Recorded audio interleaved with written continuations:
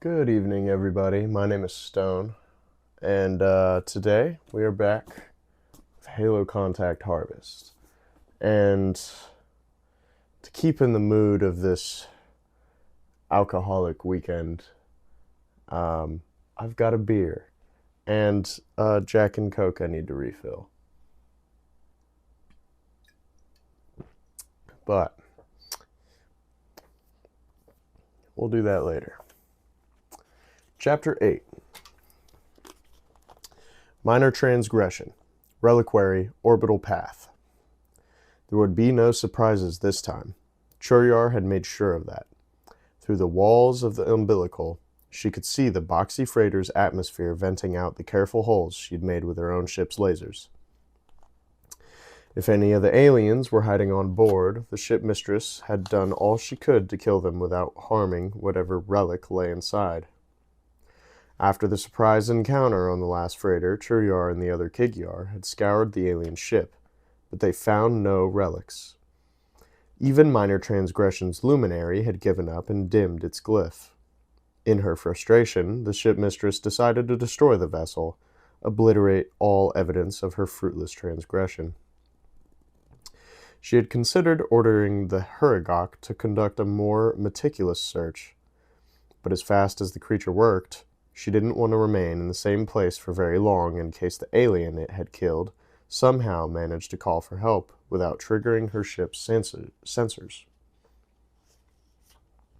And besides, the Deacon, her only means of communicating with the Huragok, was an emotional wreck, totally useless after his close call. As infuriating as his cowardice was, Churyar had let him malinger in the methane suite. She needed her crew focused on the task at hand, not distracted by new and interesting ways to torment the Deacon. "Ready yourselves," the ship mistress clattered as the umbilical finished its burn through the vessel's hull. Zar and the two other male Kigyar were bunched together before her, as close as their pressure suits allowed. Built for external maintenance rather than combat, these suits were bulky and unwieldy, a necessary inconvenience given the lack of breathable air inside the freighter. Churyar knew her crewmen were uncomfortable, Zar especially. The suit's helmets didn't allow the male's spiny combs much room to flex, and her chosen mate was fully flushed, eager to prove his worth. The umbilical ceased its fractional forward movement, and Zar's head twitched sideways as he checked to make sure the seal was secure. "After me," he clacked. Gloved claws wrapped tight around his crystal cutlass, he sprang through the wavering energy barrier that served as the umbilical's airlock. The ship mistress gripped her plasma pistol tight and followed the other males through. The first thing Churyar noticed inside the hold was the lack of gravity. Floating half her height above the floor, she realized her laser fire must have hit an essential part. She rattled her teeth with annoyance as she watched Zar and the others work to find purchase on the floor's grooved metal panels. The crewmen had been overeager. Now they were scrambling about like fools in the mocking glare of the hold's red emergency lights. "Calm yourselves," the ship mistress hissed into her helmet's signal unit. Then as she secured herself on the umbilical's protruding tip, "Move toward the boxes." The hold was filled with the same plastic containers as the first freighter, though it wasn't nearly as tightly packed. The boxes were stacked in low piles, spaced evenly apart. It would take time to search each one, especially in zero gravity. Churyar hissed angrily to herself. The best way to speed the process was to get the Deacon to instruct the Huragok to find and fix the anti-grav unit she had unintentionally destroyed. But just as she twisted around to head back through the energy barrier, she felt something sharp and hot tear through the neck of her pressure suit, slicing her scaly skin. Felt the vibration of more projectiles ricochet off the hold's wall. Her suit automatically closed around the two small punctures, venting some of her violet blood in a globular spray. "Retreat," she shouted to her crew. "Back to the ship." The shipmistress didn't know her attacker's location, but she knew it had her firmly in its sights. Without looking to see if Czar and the others were in any position to follow, she thrust herself back inside the umbilical. Avery had to hand it to Lieutenant Commander Alsigny. The woman could plan an op. Her carefully disguised sloop, Walk of Shame, had been filled with a small arsenal of weapons, some of which Avery had never seen before. He and Byrne had both selected what Alsigny referred to as a battle rifle, a prototype long-barreled weapon with an optical scope. The two staff sergeants had thought the rifle's combination of range and accuracy would be a good fit for the long sight lines between the stacks of boxes in the cargo container. But that was before they knew they were going to end up floating high above the container's floor. When the freighter had been shot through with lasers and lost its gravity, Avery and Byrne had been shocked to say the least. Fortunately, the lieutenant commander had outfitted them with bulky black vacuum suits and helmets with clear visors. When the bright tip of some sort of boring device punched through the hull, the two staff sergeants had pushed off from their hiding places behind the boxes for the marginally better cover of the metal support skirting the freighter's upper hull. Avery firmed his grip on his battle rifle's trigger. The crosshairs in the weapons scope were locked on the fourth alien, just now emerging from the shimmering field. Yes, the lieutenant commander could plan an op, he thought, but she hadn't planned for this. In their pre-mission briefing in an empty welcome wagon from Utgard up to the Tiara, Alsigny had told Avery and Byrne about a recent insurrectionist victory in Epsilon Eridanus, one they hadn't been informed of, even with their top-level clearances. About the same time as the two staff sergeants were struggling to take down the bomber in the restaurant on Tribute, the Innies had hit the luxury liner National Holiday as it waited above the planet Reach. The ship was just completing its load-in of more than 1,500 civilian passengers on charter tour to Arcadia, a colony famous for its recreational amenities. When the pair of unmanned orbital taxis struck, the liner's captain had assumed the taxis were simply carrying late-arriving passengers. When they failed to comply with his docking commands, the captain had initiated evasive maneuvers, tried to deflect what he thought would be minor impacts. But the amount of explosives the Innies had packed into the taxis not only tore National Holiday in two, but also burned away the hull paint of every other ship in a 2-kilometer radius. The two staff sergeants had listened soberly to a recording on Jalon's compad of the captain's final words, heard how the former naval fighter pilot had calmly directed other ships out of his crippled liner's path, even as it dropped into Reach's atmosphere, bodies billowing from its breached staterooms, and began to burn. So far, Jalon had explained, Oni had managed to keep things under wraps, successfully spinning the Innies hit as a tragic accident. Partly, this was because the attack was so audacious. This was the first time the insurrectionists had hit a non-terrestrial target. Not only that, but they'd done it above Reach, the epicenter of the UNSC power in Epsilon Eridanus. Even though the Innies claimed responsibility for the horrible loss of life, most people were too fearful to believe the rebels' claim.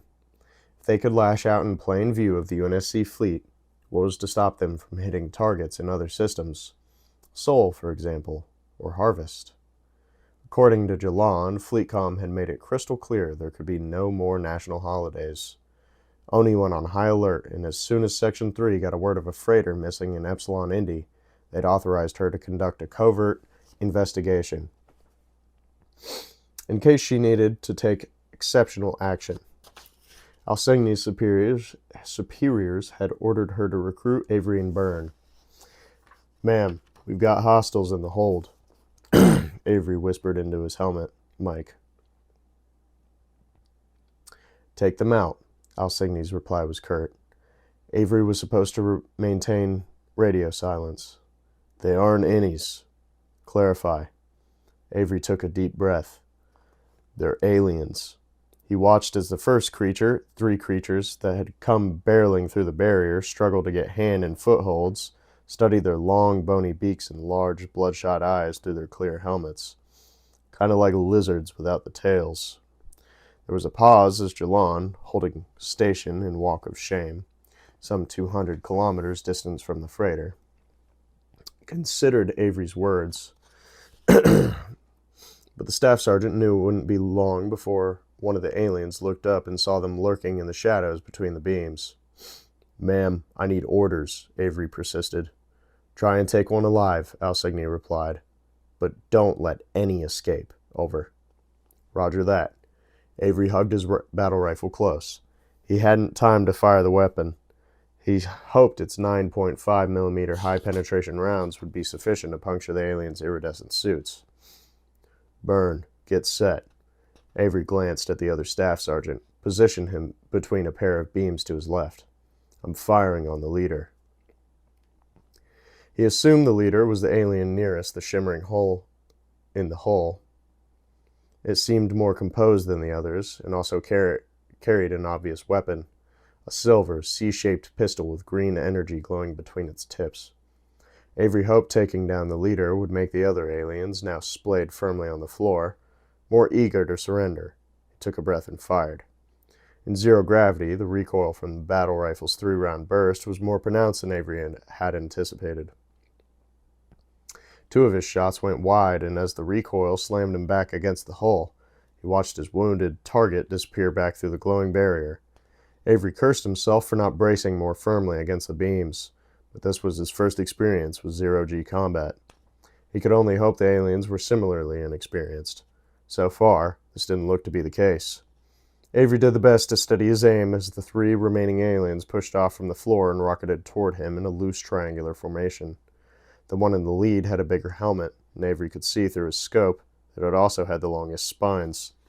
Fleshy red spikes compressed against its head, but Byrne had acquired the same target.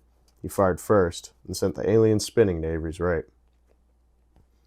Avery didn't have time to adjust his aim before one of the trailing aliens slammed into him, slashing with some sort of crystal knife. He parried the knife with the barrel of his rifle as their helmets cracked together.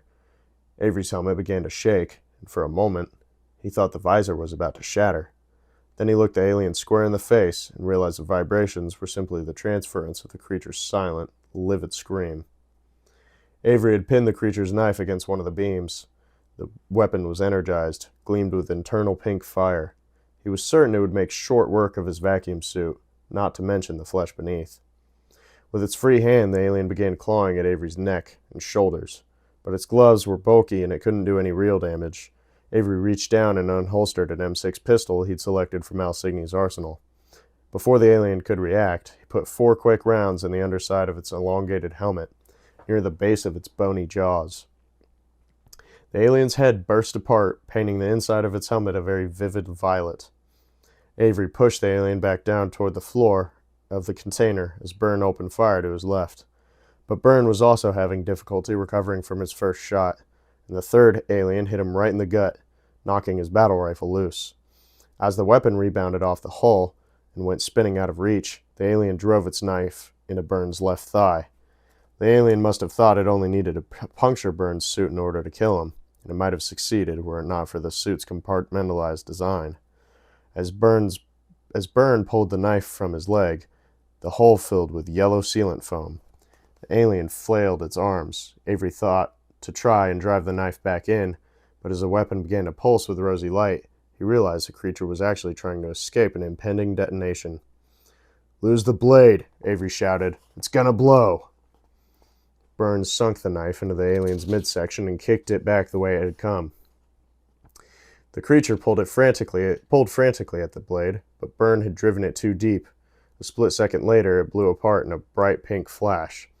Tiny wet shards flecked Avery's visor like slushy snow. Thanks, Byrne grunted over the comm. "But I'd put a few more in that one if I were you." Avery looked to his right. The first alien Byrne had shot had managed to wrap an arm around a cross brace farther down the ceiling and stop its lateral motion. The thing had its head cocked in Avery's direction and was staring at him with one unblinking eye. Burns' burst had caught its free arm below the shoulder, but the alien had managed to keep hold of its knife and was preparing to make a throw. Avery put the creature's torso square in his pistol's V-shaped iron sights. He could see its fleshy spines engorged with dark blood. The alien opened its jaws, bearing razor-sharp teeth. "Nice to meet you, too," Avery frowned. Then he emptied the M6's 12-round clip into the center of the alien's chest. The impacts unhooked its arm and sent it tumbling toward the far end of the cargo container. "I'm going after the other one." Avery planted his boots firmly against the hull. "I'll back you up," Byrne volunteered. Avery shot Byrne a serious stare. "If that blade sliced an artery, the foam isn't going to hold. Stay put. I'll be right back." With that, he pushed off toward the barrier. "Johnson," Jalon said, "you've got 10 minutes. Avery completed her sentence. "Before I shoot the alien ship with you in it." He knew Walk of Shame was equipped with a single Archer missile, a ship-to-ship weapon capable of crippling all but the largest vessels in the human fleet. The lieutenant commander had told him she would use it to shoot what they had all thought would be an insurrectionist ship if it tried to escape. Avery knew it would be even more important to stop the alien ship, for if it got away, it would almost certainly return with reinforcements. "If I'm not back in 5, Avery replied, "I'm not coming back." Then he passed through the barrier. Avery wasn't expecting gravity, but he managed to perform an ugly duck and roll and rise up with his rifle at the ready. Aiming straight down the semi-transparent tube, he could see the full-hooked profile of the alien ship. Avery tried not to think about how many more of the aliens might be on board. There was no cover inside the umbilical, and if the creatures poured into the tube, he would be a goner. Avery fast-walked forward, and a few moments later, he was posting beside another fluctuating field. As far as Avery could tell, the first barrier hadn't done him any harm. Though he couldn't say the same for his comm, he tried to contact Byrne and Alsigny, but their secure channels all static. All alone against an alien ship, Avery thought, taking a few calming breaths. He knew if he thought about the situation any longer, he would lose his initiative and quite possibly his nerve. Weapon shouldered, he stepped through the second barrier. This time he noticed his skin tingle. Felt the field compressing the flexible fabric of his suit. A short passage beyond led to a wider corridor bathed in a purple light. Avery scanned left and counted 20 meters to a bulkhead. He noticed recessed doors spaced every 5 meters along the way, sealed compartments. But for what, Avery could only guess. He scanned right and saw what appeared to be a giant worm tied to a bunch of dirty pink balloons turn a corner at the end of the corridor. A different kind of alien? Avery wondered. Suddenly, he saw movement to his left. As he leapt across the corridor into one of the recessed doorways, plasma scorched the air behind him. Turning around, he watched a salvo of searing green bolts rake across the corridor. The metal boiled and buckled like the shells of beetles trapped on a burning log. Avery wasn't about to stick his head out. Instead, he angled his battle rifle around the corner of the alcove and fired until the 60-round magazine was dry. A hostile fire had stopped. Avery hoped he'd hit his target, not just driven it into cover. Of course, there was only one way to find out. He pulled his rifle back, swapped magazines, then he counted to 3 and pivoted into the corridor. The first place Churiar went was the bridge. From there, she could disconnect the umbilical and power up her ship's engines, escape before any of her attackers came on board. But as she pulled off her helmet and removed her awkward gloves, she realized all her plans were scuttled. The air inside the bridge was ripe with the Huragok's gaseous emissions, and the circuits connecting the luminary to Minor Transgression's signal circuits had been repaired. As she stalked toward the pyramidal device, she saw it was transferring a full report of all the alien world's relics back to the Ministry of Tranquility. "Deacon," she hissed. "Traitor!" But oddly enough, at this moment of betrayal, the first thing Churiar felt was sadness. She had come so close to her prize that she could almost feel the soft walls of her nest, the warm clutch of eggs beneath her legs, and the little kigyard growing inside that would have carried on her bloodline. She enjoyed these imagined sensations until she was overwhelmed with a desire for revenge. When the methane suite proved empty, Churiar knew there was only one other place the Ungoy could be. Minor Transgression's escape pod. But as she exited the suite and saw the black-suited alien emerge from the passage leading to the umbilical, the shipmistress realized, to her extreme disappointment, that even vengeance might be beyond her grasp. If the alien was aboard her ship, her crewmen were dead. With their help, she might have been able to fight past the alien to the pod and her ship's stern. Now, her success depended on her own speed and cunning, but these were much reduced. The calluses across her shoulders were now so stiff that she had a difficult time bringing her plasma pistol to bear. By the time she had it up and firing, the alien had dived for cover. As she considered how best to drive the alien back into the open, she saw fiery flashes. Projectiles tore through her abdomen and clipped her spine. Another shot shattered her left knee, but by then she no longer had any feeling below the waist. Blood leaking from holes her overtaxed suit could only partially fill. She slumped sideways against a corridor wall. The shipmistress's hand felt impossibly heavy, but she managed to raise her pistol into her lap and check its charge. Less than a third of its energy remained, not enough to stop the alien when it came out of hiding, but enough to do what needed to be done. She reached up and palmed the switch to the methane suite's airlock. As its outer door slid open, she used what's left of her strength to aim her pistol and to press its trigger. As the weapon built up a powerful overcharge bolt sufficient to burn through the airlock's inner door, more projectiles tore through her chest, knocking her back onto the floor. The light above the shipmistress dimmed as the alien approached, but despite the spasms racking her arm, she waited to release the trigger until the thing looked her into her eyes. She watched it glance from her weapon to the airlock. She waited until it flinched, an indication it understood the fate she had chosen for it. "This is my ship," Churyar hissed, "and I shall do with it what I wish." Her claw slid off the trigger, and a bright green ball of plasma hit the inner door with a sizzling crack. As the bolt penetrated the suite, it ignited the ambient methane, starting a chain reaction that quickly claimed the tank recharge station embedded in the suite's walls.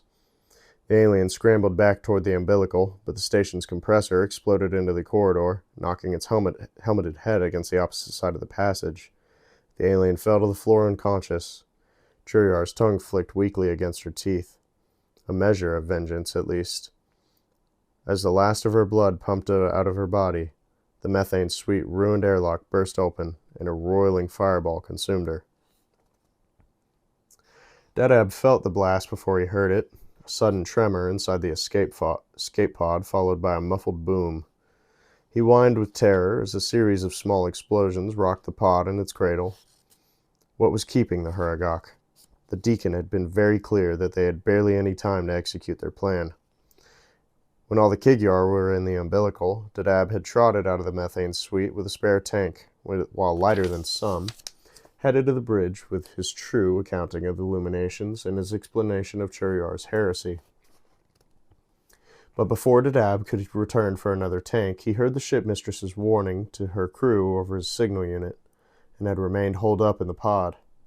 Now, he heard a whistle of air in the circular shaft connecting the pod to Minor Transgression's main corridor, and knew the ship was venting atmosphere. He didn't want to leave the Huragok behind, but he would have to close the pod's hatch or risk explosive decompression. The whistle came to an abrupt stop as Lighter Than Some dropped down the shaft and squeezed into the pod. "Is something wrong?" the Huragok asked, catching sight of the deacon's panicked gaze. "You late," Dedab signed, slamming his fist on the pod's command console to close the hatch. "Well, we couldn't have gone anywhere without these," Dedab groaned as Lighter Than Some revealed the cause of its delay. The luggage it had stopped to retrieve from the methane suite. In its tentacles, it held all three of the intelligent boxes, 2 from the freighter's command cabins and 1 from the giant machine in the second freighter's hold. "Why so important?" Dedab signed with leaden hands. Closing the hatch had automatically triggered the pod's stasis field. A thickening of the air that would keep its occupants safely immobilized as the pod blew away from the Kigyar ship at high speed. "Didn't I tell you?" the Huragok exclaimed, releasing the trio of boxes into the field. They remained frozen together in midair. "I've taught them to talk. To each other." For the first time, Dedab had noticed the sides of the boxes' casings had been removed to expose their circuits. Some of these were joined together in a web of communicative pathways. Prophets be merciful, he wailed to himself. Then he fingered a flashing hollow switch in the center of his console, and the pod shot free of its cradle. Viewed from a distance, the compact cylinder was barely visible as it rocketed away for minor transgression.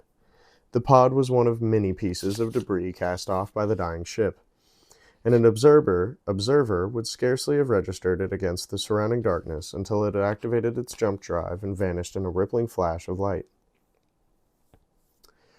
Jenkins sighted downrange, sweat beading on his brow. Lying prone, left arm tied against his MA5's sling, the 300-meter target was easy pickings. 5 rounds, 5 hits. Jenkins grinned. Yesterday, he'd never held a weapon. Today, he couldn't put it down. When he and the other recruits had awoken this morning, neither staff sergeant had returned from Utgard. Captain Ponder offered no explanation, simply busied the two platoons with policing trash around the garrison and other make-work tasks.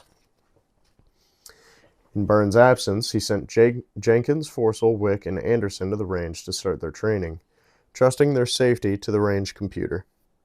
The computer was wirelessly linked to the recruits' weapons and could lock their triggers any time. But mostly the machine gruffly called out hits and misses in a comical approximation of a drill instructor's voice. Wick and Anderson had racked up perfunctory scores and then returned to barracks. Neither had joined the militia to learn how to shoot. Wick's father owned Harvest's biggest import-export concern. Anderson's was the commissioner of the colony's commodities exchange. Both lived in Utgard and were equally disdainful of the farms that had enabled their family's prosperity. They wanted to leave Harvest for a core world career in the CA or DCS, had thought militia service would be nice padding for their resumes. Jenkins also saw the militia as his ticket off of Harvest, a way to escape the thousands of acres of grain that he, as the eldest of 3 children, was destined to inherit. Farming wasn't a bad future, but wasn't a very exciting one either. And that's why, even though the staff sergeant scared the hell out of him, Jenkins very much wanted to be them, a real soldier, not because of any deep-seated patriotism, but because of the imagined adventure of life as a UNSC Marine. His parents would never forgive him if he skipped college to enlist, but with a record of militia service, he'd be a shoo-in for officer candidate school after graduation. His record wouldn't look very good at all if he didn't know how to shoot, so after Wick and Anderson's departure, he'd remained at the range with Forcell. Jenkins' first impression of the tall, quiet recruit, that Forcell had significantly more brawn than brains, quickly changed. When Jenkins had trouble zeroing his rifle, ensuring its accuracy by adjusting its sights for elevation and windage, Forcell had offered help. When Jenkins' shots went astray, Forcell gave him good advice on how to bring him back in line. And when Jenkins asked Forcell how he knew so much about shooting, the thick-necked, blonde-haired recruit looked out at the rustling wheat beyond the furthest grass targets and said, "I just watched the wind." So Jenkins started to watch as well, and as soon as the two recruits were matching bullseyes for bullseyes, they spent the rest of the day ribbing each other for misses, congratulating hits, impersonating the gruff range computer that was too simple-minded to object. The fun continued until Captain Ponder appeared late afternoon, packing an M6 pistol and multiple boxes of cartridges. Jenkins tried not to stare as the captain began his target practice, but he couldn't help but notice that the captain seemed rusty, that his prosthetic arm had a hard time keeping his weapon steady. At one point, Ponder dropped a magazine and fumbled to catch it before it clattered onto the range slatwood floor. But soon enough, he was shooting nice tight groups into 50-meter targets and swapping magazines with absolute precision.